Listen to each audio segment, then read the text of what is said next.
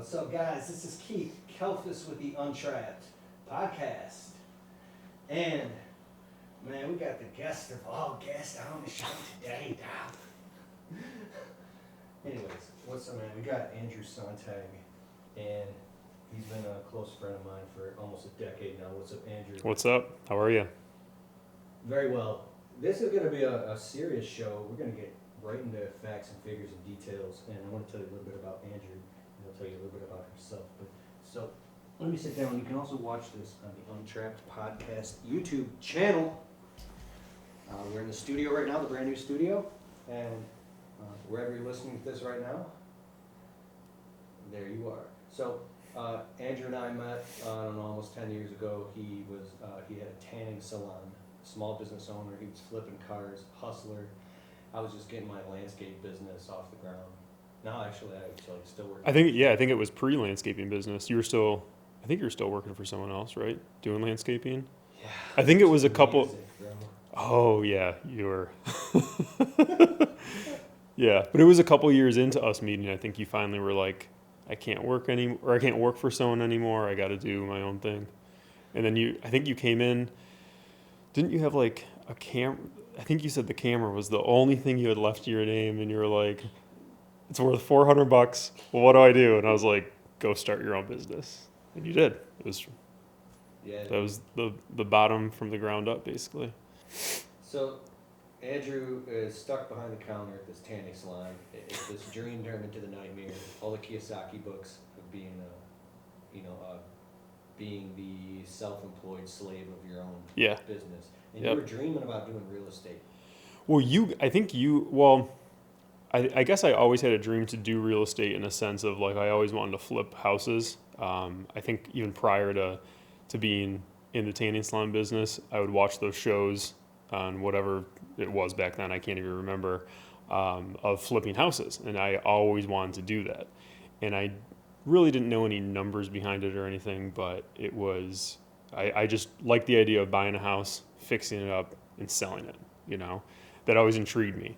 And then you were the one who actually introduced me to Robert Kiyosaki. And then I started, getting into the rentals and the cash flow and all that started working in my mind. And that's what really, I think, truly got me on the path of I have to do real estate from a rental standpoint, but still obviously wanted to do the flipping. Just for context, you pulled up here in a Porsche, and how many properties have you flipped so far altogether? I would say Everything. Altogether. Probably close to. So you're asking how many properties I've been involved with, basically. Yes. I would say probably pushing 90 to 100 or so. Wow. Yeah, because right now I have 56 rental units, long-term rental units. That's my buy and hold portfolio. But then I've had Airbnbs in the past, and then home flips and stuff. So. Dude. Okay, so you had this conversation recently about how you wanted to get out of doing Airbnb and flips and go into more long-term. Yeah. But it was hard for you. See, we get on the phone once every couple of weeks, and we have a very intense 10-minute conversation. Mm-hmm. What's going on right now? What obstacles are stopping you? How are you going to overcome them? Right. Get that shit done, and we get off the phone. And I've watched you grow tremendously on the inside and on the outside, and in your consciousness and your ability to have difficult conversations with people and face fears and identify obstacles, and to the point where it's very fascinating to watch your growth. So can you talk a little bit about that? Yeah, I think the biggest thing was, I got the thing with the flipping of houses and the Airbnbs. It's I don't want to say it's quick cash, but it's a lot quicker cash than you can get out of rental homes. I knew, back when I first got into real estate, I put a plan together of how many rental homes I wanted to have by a certain age, because I knew that would give me a cash flow, per month that I could live off that's pretty much, once everything's up and running, it's kind of like it's residual income coming in. You don't necessarily have to get up and go somewhere every day and make sure a project is done every day to know that monthly rents are going to be coming in and giving you an income. So I knew I wanted to build up this rental portfolio, but the thing was, it's like you needed, enough money to buy that house, fix it up, and be able to hold it as a rental, which that takes a very long time. Well, for the most part, it takes a lot longer to kind of build up that portfolio than it does to buy a house, put a whole bunch of money into it over, say, a 3-month, 6-month span, turn around, sell it, make a good chunk of money, and, you have something to look at as like, that's what I did for the last 8 months. I was able to make, 20, 30, 50 grand, whatever it was. It's a lot more exciting. So it's like to keep doing that over and over versus buying rental homes and slowly building that portfolio. It's like the get rich slow track versus flipping. I wouldn't say is get rich quick by any means. It's a very detailed job and it takes some time, but it's a lot more, you see the profit a lot quicker in front of you. So it's easy to get wrapped into that repetitiveness of buying as many flips as you can and making that quick profit. But the thing is, I realized I was creating a job. I was constantly 3, 6, 9 months. You just said quick. Now in my industry, we go do a job and we knock it out in 10, 20 minutes or in a day or two. Right. And we do $1, $3, $5, $10,000 jobs, or Mhm. if we're mowing lawns, $50 a lawn, whatever. And in your industry, you just said a multi-month turnaround was Yeah. quicker. Mhm. That's where your time perspective lies. It's a totally different ballgame. Right. I've seen Lord, wait. My Instagram. Yeah. It's Andrew period dot Sontag. Okay, so because on your IG, there's dope ass pictures of the amount. What's the word? God, I feel like I have no design brain at all when it comes to design, and yet when I look at your stuff, it looks like out of a magazine, and that's like. Oh, like the renovations and stuff. Yeah, it's incredible what I see when I look at your Instagram.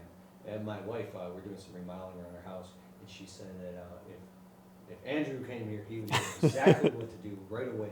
Well, that's the other side of that is it's not all what it looks to be, and it's not. The other holdback for me wanting to continue flips is it turned into a repetitive process. We found a plan that worked for every type of home that we would flip. So it was very repetitive, and we were using the same colors and the same design, and it looks great when you see the before and after photos, but it becomes very boring. It's the same stuff over and over. So that's another reason why I kind of wanted to end the flipping, is from a tax perspective and creating a job to just now repetitiveness. There's no creativity going into it. It was getting very numbing to me. And you have this whole legit business. You're insured. You have an attorney, an accountant. You're on payroll for your business. You're like, Mm-hmm. it's very fascinating. How did you?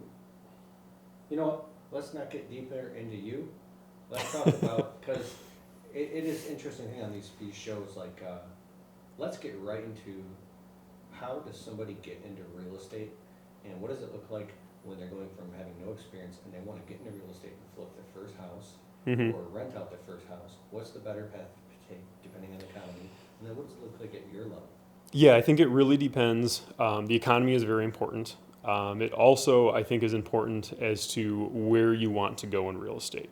Are you looking to create a passive income where you don't have to worry about having a job anymore?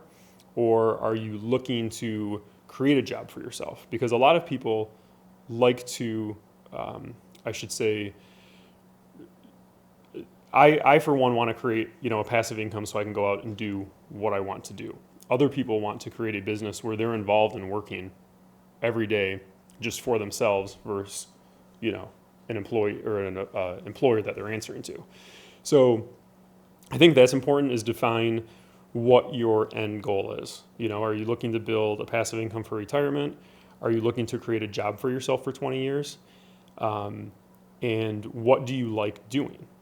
Do you like design? Do you like the numbers of it? Do you like hunting for the properties? Do you like negotiating the deals on the properties? And that will kind of give you an idea of where you fit in. You know, should you go get your real estate license and negotiate your own deals? Or should you hire someone to do that? I think you have to find what part of the business you like and develop the skill set around that, and then hire the other people to come in and help you, whether it's the real estate agent or the accountant or whatever. But to just get involved in real estate, to go back to that question, you got to get out there, find your market, and just pull the trigger. A lot of people I've noticed are afraid to buy their first property because they're trying to chase the perfect time in the economy to buy. You know, a lot of people think either prices are too high or they're too low and they're gonna, or maybe they're not too low, but they're low and we think they can go lower. They want to get the best deal that they can. They want to see the upside of it. What I've learned is you're never going to be able to time the market perfectly. You just need to go off history and what you have today and decide if it's the right time. I think if you're buying in a sense of trying to create cash flow, if you're buying long-term rentals, it's always a good time to buy, as long as that property cash flows, meaning it's going to bring in more rents than expenses are going out. You can never really go wrong with that because you're... So like the debt doesn't even matter, all that matters is if it's being paid off by somebody else and that you're making positive cash flow? Right, but the debt matters in a sense of you need to structure the debt the right way. It's very important to, right now we have super low rates, but it's important to get that super low rate on, you know, a fixed rate, whether it's for a full 30-year term or if it's at least fixed for, I would say, 5 to 10 years you want. There's a lot of, you know, loans that you can easily get out there where it's only a fixed rate for, say, 6 months or a year. So you're like $1 million in debt, but it's all good debt because Right. you're getting paid off of it. Yeah, there's good Because and bad you debt. get a better return on your money having tenants paying you money Mhm. than what the bank is charging you. Right. So you're using the bank's money and their people, Mhm. other people working jobs and paying money to stay in your properties. Right. It's not like, I mean, it's not like it's free money, but Yeah, it's good and bad debt, and there's a lot of risk behind it. I mean, you have to, like I said, you have to structure it right that, you know, you have the key is getting a fixed low rate. A lot of people who got screwed back when, you know, we had the recession in, what was it, 2008, 2009, they were on short fixed rate terms, and then they jumped to adjusted rates, and they couldn't afford that new mortgage once the rates went up. So you have to make sure that, let's say you buy a house for $100,000. Let's say your mortgage is, say, you know, $500-600 a month. Your taxes are a couple $100 a month. Your insurance is $50-75 a month. You have to make sure that you can bring in more rent than your expenses are going out, and that you have a buffer, you know, in the event that something does happen and you have to repair things and things like that. But the nice thing is, it's like once you secure that debt at a certain rate, your debt payment is never going to change unless you get an adjustable rate mortgage, which I advise against. But your monthly debt is never going to change, whereas rents historically keep up with inflation and always go up. So your profit is going to grow on that over the long term. You know, 5 years from now, the house that you bought that you were charging $1,000 in rent, you may now be able to charge $1,200, $1,300 a month in rent, but your mortgage is still the same. Your taxes will go up a little bit, but once you lock your taxes in, I think they only go up about 2.5% to 3% a year. Same with insurance. So you get in a situation where you have the opportunity for increased profit because you've locked in that debt. You're paying it down with devalued dollars. Inflation's always going to go up, so you're rents like, are going to go up. I need to get as much real estate as possible constantly. Yeah, you are. I mean, I get stuck in that thing where it's like I want to buy as much as I can now, so 20 years I can look back and see the growth of it. You know, like if I look back at my first rental house when I got it, I think rent on that was maybe, I want to say I rented it for maybe $950, $975, and I still have the same tenants in that house, so I haven't been able to raise rent as much, and I didn't know kind of what I was doing in the beginning, so I didn't raise their rents. They're now paying, I think, just under $1,200 a month, but all of my fixed expenses have stayed the same that whole time. So over the course of those 8 years, you know, I've grown my income, you know, $200-300 a month, but that house actually market rent is like I think $1,650 right now, and it started at $950 back in the day, back 6-7 years ago. So when those tenants move out in 6 months, because they're actually building a house right now, when they move out, I'm going to go in there, do a couple repairs, paint the house, but now I can re-rent it for $1,650 versus $975, and all my debt's the same, my insurance is the same, so that's a huge increase in cash flow that whole time. And then someone's been paying down the debt too, so my mortgage is a lot less than it was 6-7 years ago. So this is like, it's like the rising tide that raises all boats. It starts out very small. It's a lot of hard work. Little by little, as the snowball starts to get bigger and bigger. Right. This is compounding. Yes, and that's what I really started to realize over the last year or two. As I started to get bored with these flips, I had now had maybe, I think, 10 to 14 rentals that I was starting to look back on, and I could see the equity that I built and the cash flow that's increased without me really doing anything, because it's just inflation going up and the lease turnovers and everything. I was able to up rent $25, $50 every year or so as those leases turned over, because that's what the market was doing. And I looked back and realized I've created a good cash flow with these, and I've built up a lot of equity that I was able to go to the bank and say, hey, can I pull out some of this to buy more real estate? So that's what kind of really opened the door of I have all this equity now that I can pull out, buy more real estate, truly get the cash flow that I needed to not flip homes and not have that separate income.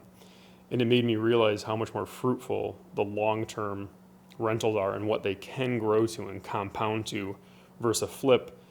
You're buying it, you're creating value, you're taking a nice profit, but then you're done with it.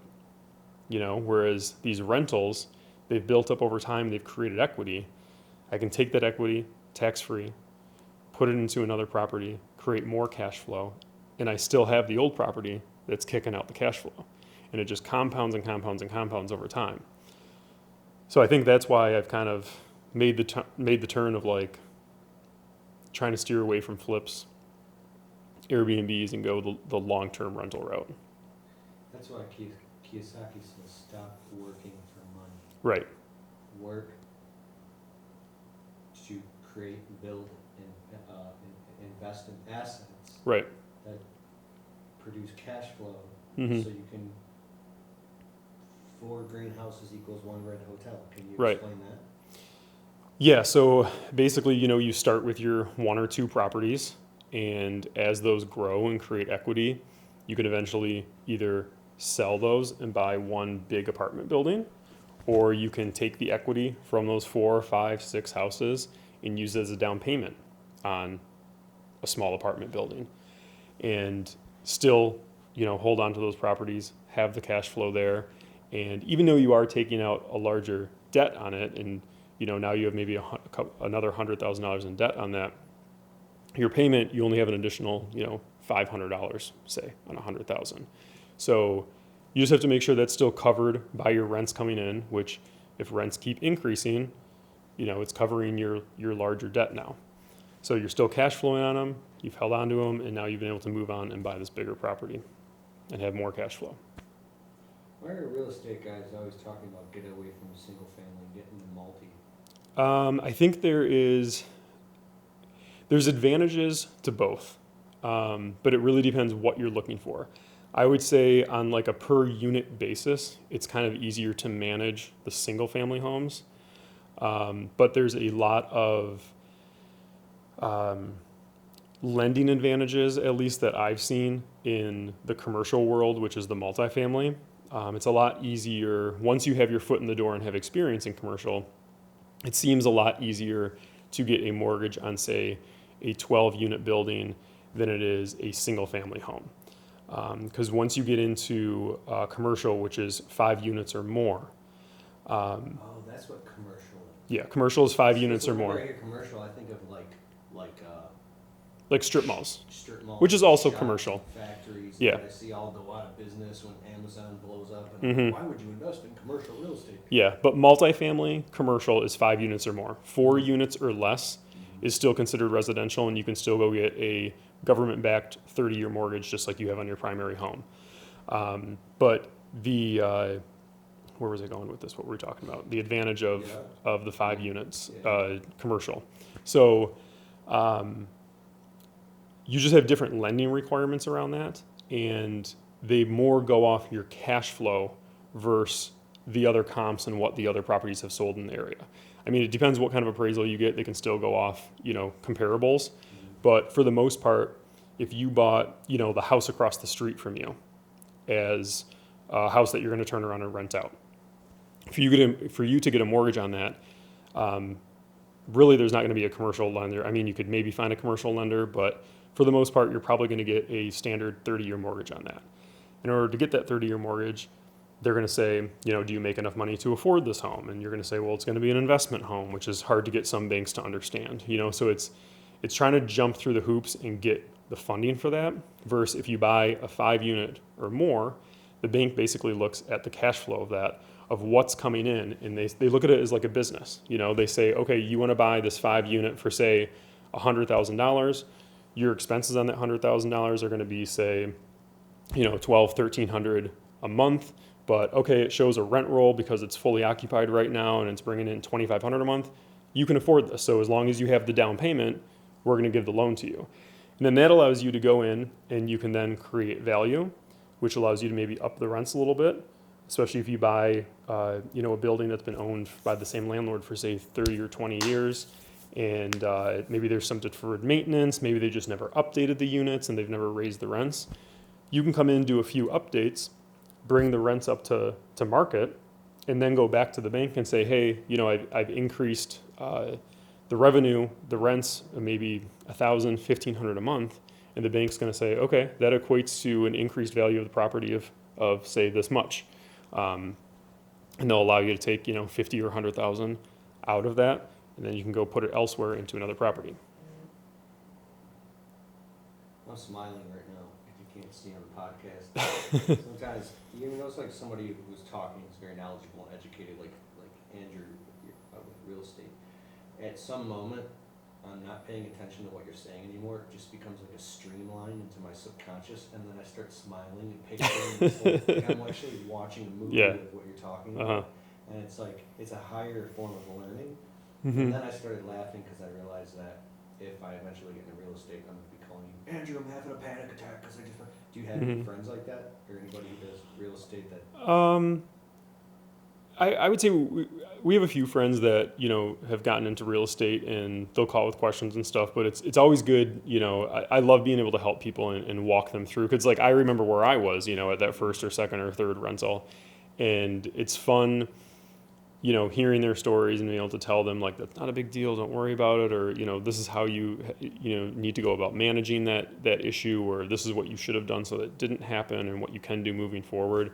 So it's all learning game, and it's great helping people who just got into it too, because you hear some stories that, it never happened to you, and it's like, it's funny seeing, just all the different situations and how things can unfold. And everyone's going to have a different experience because everyone is either going to use a different type of lending or they're going to go about it a different way of screening their tenants. And, some people, like I said, they just go after the cash flow. Some people want to build equity in the properties, and there's so many different things in real estate, so many different ways to get involved, and so many different ways to do it. It's just the learning about all that and having all that Yeah. knowledge under your belt in real world situations about like real world business Yeah. and finance makes you such a more well-rounded person and Yeah. well versed. Mm-hmm. That's powerful. I want to get into it now and actually get into at least own one property just so I can learn. Yeah, the best way to do it is honestly just to go out and pull the trigger and buy your first property. All right, what did you say as soon as I get 10 grand set aside specifically for a property, give me a call? Yeah, I think we said that a while ago. You were supposed to buy a that property. changed, You were yeah. supposed to buy a property last year. Yeah, last year was the plan. There's 3 other things, and the one thing is, what is one thing that you're like, you have a sticking, what is a sticking point or something you're afraid of that you're procrastinating on, or like a major, or something? And then the other thing is, what is your next big, brave, bold move? But the first thing is, what's something you're procrastinating on that's Yeah, I would say the biggest thing that I kind of procrastinate on and try to push off as far as I can is trying to hire the proper help that I need. I do a good job of, I think, hiring out, the day-to-day stuff, whether it's like the maintenance things like that, anything that needs to be fixed on the buildings, that type of thing. But when it comes to actually dealing with all the tenants and the lease signings and that type of thing, and the vetting of the tenants and getting people moved in and the evictions and that type of thing, I've had a really hard time figuring out how to hand that off. Because in my mind, that's the most important part of the business is you want to get the right tenant in place. I constantly hear all these horror stories, and people ask me if I have these horror stories of, well, what happens when the tenant moves in and doesn't pay rent? And I've had issues with tenants that I've inherited, meaning they've already been in the properties when I bought them, and I've had to deal with those. But as for tenants that I have personally vetted and put into properties, I really don't have a lot of issues because I have a process to go about vetting them, and I make sure that they have a good income and they have a good track record. And that's I feel like the most important part of the business is getting the right tenant in there.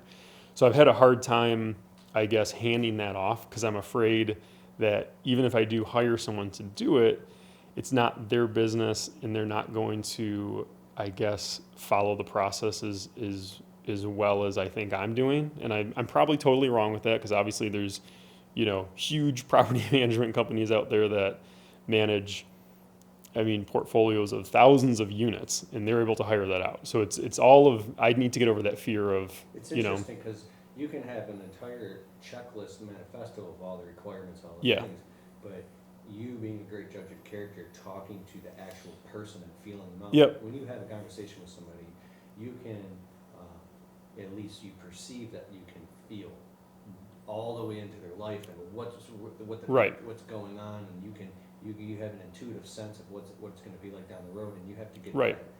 that all green lights feeling yourself because it's an emotional intelligence quotient thing as well. Exactly. And at the end of the day, you can really only, vet a tenant or an applicant based on certain state laws, and it's different for every state that you can decide whether I'm not going to move a tenant in because of that and everything. So it's like the biggest thing that you can judge them on is income. You can have a minimum income, but it is kind of it should be easy to hire someone to do this because it basically is just checklist. If they make the minimum income and they haven't had any evictions, or they have a good credit score, whatever your minimum credit score is, if they check all those boxes, they should be okay. That's why a track record is so Yeah, important. very Having important. a Yeah. paper trail of Mm-hmm. positive things checked off the box. Yeah, So when a financial institution, because I'm putting all this together in my head, like Kiyosaki says, you become the bank. yeah. So you are making sure before you move these people. Right. in. And I guess the thing that scares me about hiring this out and getting someone else to do it is there are times where I do have a hard time renting a unit out, where it's like I just haven't had a good applicant come forward that does check all those boxes. So every once in a while, I will tend to go on a whim and say, you know what, you did have an eviction, but this meets the criteria or whatever, and Now, I do far back with an eviction. typically, if they've had an eviction, I do not move forward with them. Because it's like if they've had that happen in the past, and typically, they'll have an excuse of why, but my whole thing is it's like if you let it get to that point, we may have that problem down the line again. So that's my, I guess, biggest holdback is being able to find, I guess, a leasing agent, if you'll call them that, to be able to take over that side of the business. But I am at a point where it's like I do have to hire that out eventually. Otherwise, I'm not going to be able to continue growing because it's now at the point where it's like 56 units. That's at least a couple units that are going to be turning over every month or so, and it's like I can't double that portfolio and expect me to be able to take care of it all. When you're ready, it's going to happen. Yeah, and that's the thing. It's like I've kind of built it up in my mind now of like I almost have to buy a big enough property, whether it's a apartment complex or something where it has an office in place already with a leasing agent there, and then that way that will help me kind of just push that I guess task or obligation off to someone else because they're kind of already there. in place, if that makes sense, So Okay, what is your next big, bold move?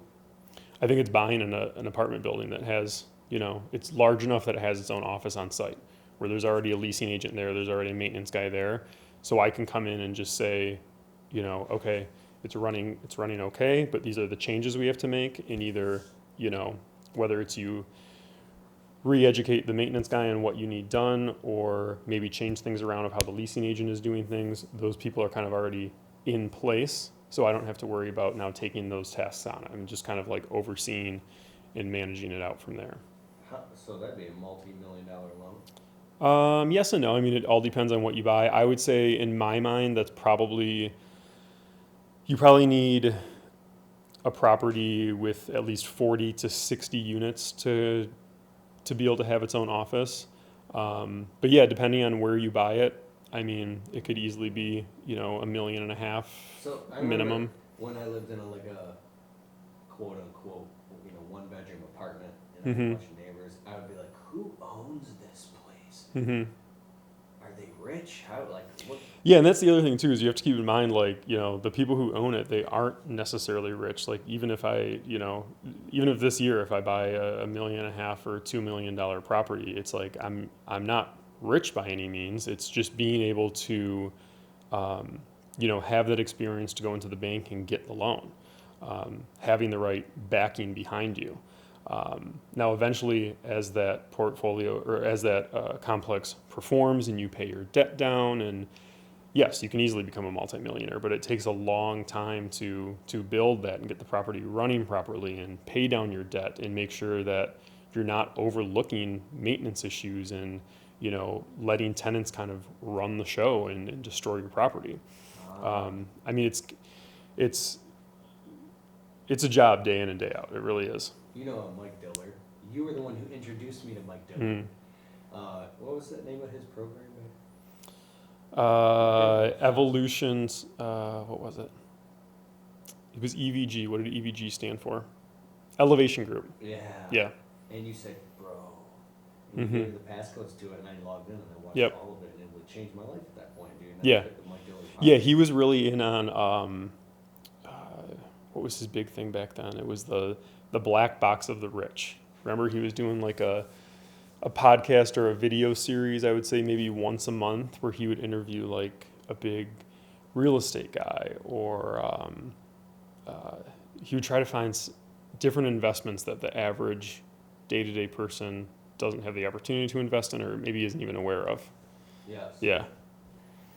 He's deep into crypto now. I just bought his crypto course and I listened to his podcast. But anyways, back in the day, I was listening to his podcast and he said something interesting that I want to bring up. And if you guys don't know, the Mike Diller podcast, look it up, it's awesome. But he said, when I first got quote unquote made a lot of money in my internet business, Mm-hmm. I did what naturally everybody thinks they would do when they make a bunch of money in the business. I would go invest in real estate because that's Mhm. what I thought I was supposed to do. So Mhm. he said he did. He went and he invested in real estate because that's what he thought he was supposed to do when he got money. And he said he quickly learned that it was way a different ballgame once he actually got into it than he was thinking in his head from the outside. And he ended up losing money on his investment. Mm-hmm. And now he stays out of real estate because he stays in what he's good at.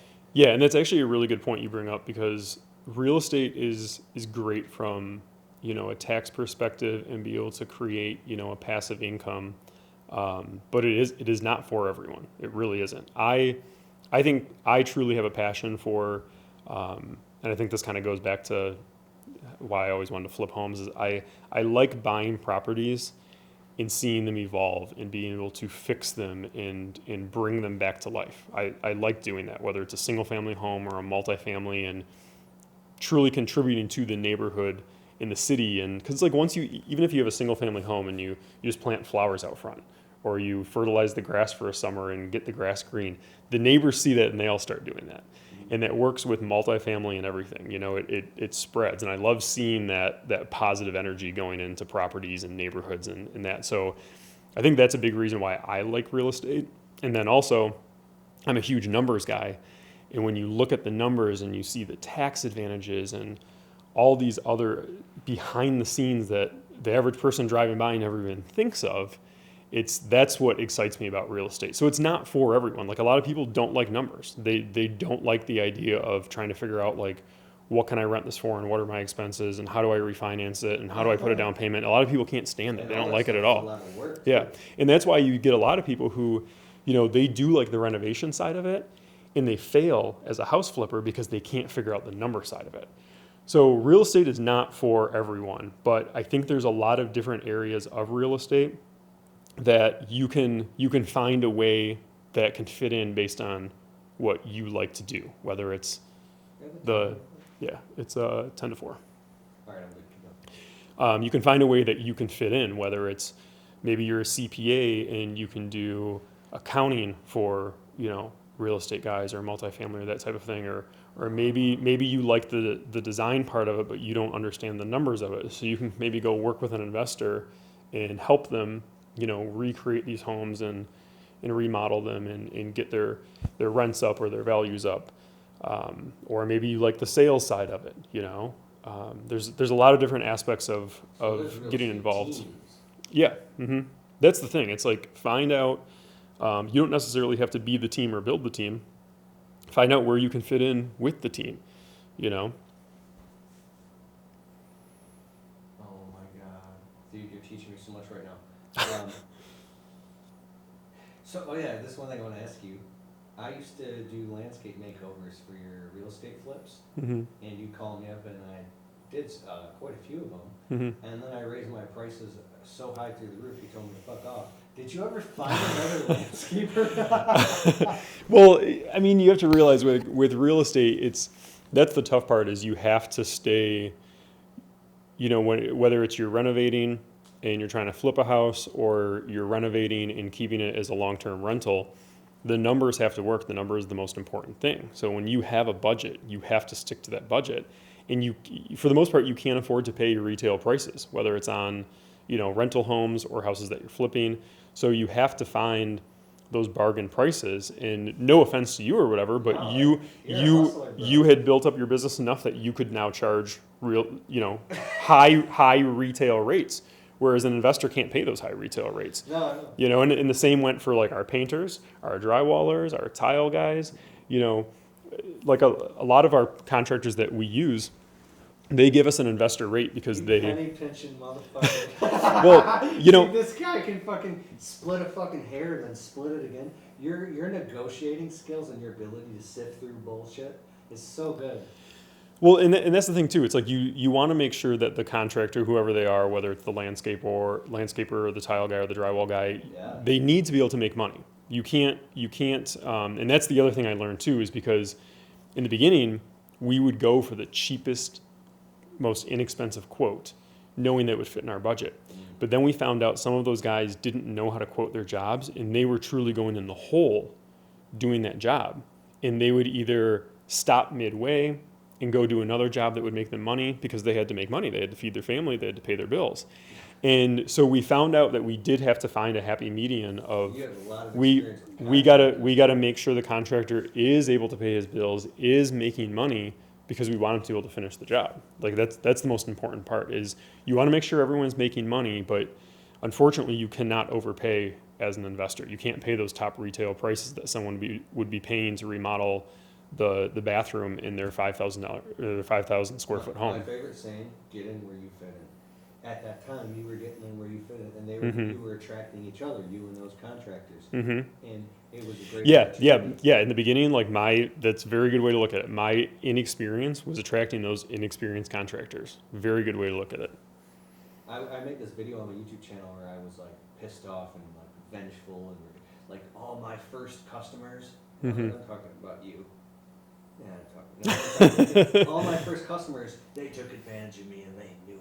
They could see that I was just getting started. They loved it. And I got all these people in the comments like all rallied up because it's a real thing. And I was like, screw those people. They didn't care about me. You want to know how much your customers care about you? Try raising the prices. And like, I know none of that's true because those people helped me get my business off the ground. You helped me, Right. Dude, you gave me so much work in the beginning, like, and I learned so much from you, and that was awesome. Well, I think it's good that you can go and look back and realize, like, even if you didn't make money on, Yeah, I made money a off past other jobs, that- but let's say for some people they may have not made money off their first couple jobs, but to be able to go look back at that and say, I didn't make money off of it, but it was the experience that you gained, that now you know how to do the job either more efficiently next time or know how to quote it a little better. That's all lessons that you have to take home. And it was the same with like real estate when I first started. Like, there aren't too many flips or too many deals that we didn't make money on. I mean, there's a lot that we didn't make anywhere near what we thought we would or what we should have made, but all of those were awesome, awesome experiences, and I would do it again because it taught me the lessons that we didn't know about either managing a certain contractor or order and miscalculating order of sequence. I can't tell you how many times we finished something, and I still do it to this day, where it's like sometimes you overlook something and you're like, oh shit, we have to rip that wall back open again because we forgot to, run the electrical or run this duct or whatever. And it's a constant learning experience. And every property that I've been involved with, there's always a new surprise that comes up, and it's always about learning and figuring out how to do it better the next time. So back to your thing of when to get involved in real estate, as soon as you can, because as soon as you can start learning and as soon as you can lock in that fixed rate debt, is like you're on the way up. Very powerful. I want to add to what you said real clear. I'm in the studio in right now, with $15,000 into this investment. Mm-hmm. It was nothing but studs. It was an old drafty wooden garage with a concrete floor with cracks in it. Mm-hmm. And from building this entire thing to what it is right now, it's not perfect, but it looks pretty dang nice. Looks very nice. In a studio, I learned so much from this process. Mm-hmm. And the biggest thing that I learned was when I was so busy, so busy in my landscaping business and running my internet business, that when I saw the contractors that I hired doing the actual job halfway through, from flooring to the walls to the insulation, all those things I considered doing myself. And I did a ton of research, and I was about to do it myself. I'm like, I can't even believe that I thought I was going to try to do that myself. I would have been out here for weeks. It would have costed me so much more time and money. You're extending your timeline. So are you learning how to pull the trigger faster and just write the fucking checks? Yes, and going back to that, there's nothing wrong with doing the work yourself in the beginning. A couple of our, the very first flip that I did, I think my dad and I did everything from the demo to laying the tile to the electrical to replumbing the house. Andrew did all this by himself. Your dad happened to be a real estate agent, and you did some deals together. But your dad didn't give you shit. He has a lot of knowledge in a sense of, knowing how to do repairs and stuff. He's a great, he knows how to do all those handy things around the house. So he really helped me in that sense of knowing how to do that in the beginning and helping me through that first flip and everything. But I think that was a huge experience, and I think it's very important to go through and maybe do a few things yourself, whether it's the whole project or parts of it. Yeah, we have. You are doing it again? Because I thought you guys we've done some business here and there together. Like of my 56 units, 5 of those I own with my dad. Mm-hmm. So yeah, we have business here and there together, but for the most part, we have our own separate things. Okay, I'm drawing clarification on this because sometimes people, as soon as they hear the word dad, immediately go into this. Oh, everything he just had to say the last half an hour is all bullshit. Yeah, no, he was not true. Yeah, he's been involved in real estate a long time, more of on the sales side of everything, and then he's kind of gotten more into the investment side of things as I started to get into that, and so yeah, he's been a help in a sense of just helping me understand real estate from a sense of negotiating and a sales side of it and all the little repairs and everything. He knew how to plumb a house and run electrical for a new light and those type of things. So he was always kind of there to answer those questions and everything. But for a lot of it, the majority of it was out there learning it myself. And a lot of that came from being able to go out and do things, do the job yourself on the first couple of homes or rentals or whatever it is.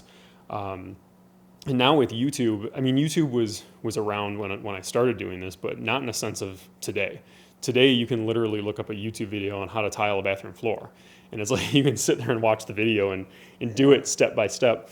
So I think doing those tasks yourself is very important because it teaches you the amount of effort that really does go into doing that job.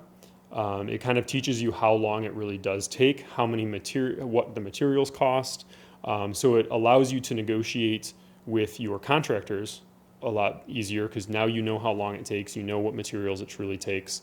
Whereas if you have no experience in that, someone can really give you a run for your money and say, this takes 10 hours to do when you know it's only an hour job. You've done it all, dude. On Right. lines and knees. You've gutted houses, Yeah. you've done bathrooms, tiles, sinks, vanities. Yeah. You've done it all. Right. But once you do get that experience, it is better to hire it out because a professional, someone who does that every single day, can do it a lot quicker and a lot more efficiently. And they've found all the little tricks of the trade that you may not figure out until you're doing it for 2 or 3 years. Mm-hmm. So it is better to allow your money to work for you and hire those professionals then, as long as you know the ins and outs of the job and have it all going on in the background while you can go out and do something that, Yeah, so You're a get little- on to the next deal. right. Exactly. That was a huge breakthrough in my landscaping business until I actually looked at the math and I was like, wait a second, Mm-hmm. why am I doing all the work on all these job sites? Every minute that I'm working as the business owner, Mm-hmm. I'm not out selling more jobs, so the whole business stops Right. and is suffocating Mm-hmm. because I'm not selling. Yep. It's so that's another thing. If you find a couple of right guys to do the work, Right. even if you're still part of the crew, you can leave that job and go sell more work or hire a foreman or a couple foremen. Mm-hmm. Now you just tripled the amount that you can sell or you can do. Right. Just freed up your time. Exactly. It's all about building the team, kind of what we were talking about before. You have to build the team and hire the people around the projects that you either don't want to do or you don't have, all the experience in. Hire the expert to take care of it, whether it's from a renovation standpoint or, behind the scenes with your numbers or whatever it is. And then One thing that way I you can learned, focus on what you're good at. Yeah, I learned that from now on, I'm carrying around a binder with W-9s and subcontractor agreements. Mm-hmm. And I don't care what it is. Obviously, I have W-2 employees. Mm-hmm. Whenever I hire a subcontractor, they're filling out the paperwork right then and there, and I'm getting all their information, so I can send them a 1099, because I got 2 different contractors that are dodging me. Mm-hmm. And Yeah, and that's important too. And I guess you learn that as you get more and more into the contractor world and everything. Is you definitely want to get their tax information so you can properly send them a 1099 as you should, as well as you want to make sure that they're licensed and insured. And in the beginning, when you're trying to make things work in a budget, you get a lot of those contractors that say, "Oh no, I'm not licensed because I didn't renew it, or I didn't renew my insurance," and they kind of give you a runaround. And you eventually learn that if they're not running their business the right way, they're probably not an ethical business, and at one point or another they're going to walk out on a job, or not be able to get it done on time, or they didn't pull the proper permits and now the city came in and they want the permits pulled and the guy can't pull the permits because his insurance lapsed, or he never had insurance, or he never had a license, and it all just kind of, then you have a big issue. You get Yeah. started, you get your feet wet, and you get the ball rolling, and Right. you legitimize more and more and more as you go. Mm-hmm. Amazing. So you were doing coaching for Airbnb flips, and you were charging people like thousands of dollars and having them doing their Airbnb, but you stopped all that? Yeah, so when we had our Airbnbs, I think we did a really good job of just kind of creating a system around it. Yeah. From a standpoint of, it really didn't take a lot of management on our end once we got everything flowing around guest check-ins and systems and cleaning and maintenance and all that. And we had always had people asking us, how do you create that, and blah blah blah. So we had put a course together, and we were charging, I think, a couple $1,000s for the course, and it was an 8-week course. It was hours and hours of video and content, and You still have I think all that well worth the somewhere? price. Can I have it all? Send it to me for free. We have it somewhere, I think, yeah. But yeah, You filmed all the content and everything? yeah, yeah. We had like a good 8-week course. I can't remember how many we sold. We sold a few of them, and we helped a lot of people, get started and stuff. You were on And that Russ Ruffino, weren't you? yes, Yeah. yeah. Clients on demand. Yeah. Yeah, the Russ Rufino. And you sound like on a normal podcast, and now we're gonna pitch you, and Andrew's gonna sell, I almost said Eric Reno, but, cause Eric's a super high pitch man. Anyways, never mind. But yeah, now that I'm kind of out of the Airbnb world, and I just it was a good course that we put together, and nothing against Airbnb or anything, but it's just I kind of lost interest in that and kind of focusing on other things now. So I, just kind of veered away from it. Yeah. So he has nothing for sale. So I have nothing for sale. Oh man, I'm so excited right now. I was on the phone with Eric Reno yesterday, and he was talking about because he's got some properties in the strip mall plaza that Whole Foods bought into or something. Okay. He bought a commercial space? Yeah, Nice. and he was saying that he doesn't care as much about all the cash flow from the properties. Mm-hmm. His money's in the dirt and the resale value. What Mm-hmm. does that mean? I mean, that can mean a million things. Like I said, every investor has a different end goal and current goal, I guess. But he's probably looking at it from a standpoint of, he has his money invested somewhere. I don't know, maybe it's making 5, 10, 15%, and he's just happy that it's there holding its value. What time is it? 4:05. Oh shit! You know what? I'm gonna call his ass up. 1 second.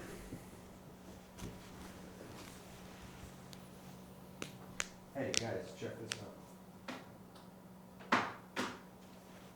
Eat your heart out. So, I'm gonna grab my coffee. where's your coffee? Over Right there. If Can I you, make it?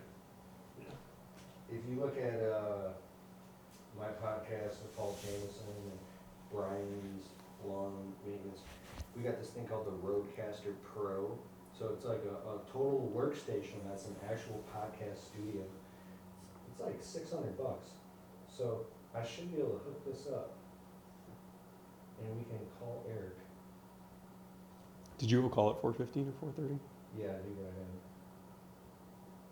Let's call it, see if it works. It's working. Call out Eric Green, let's see if he picks up.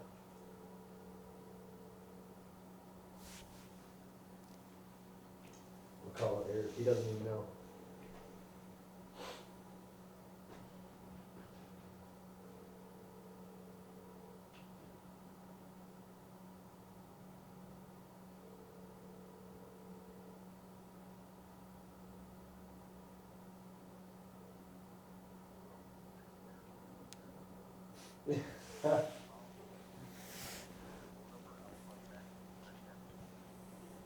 Alright, that's enough.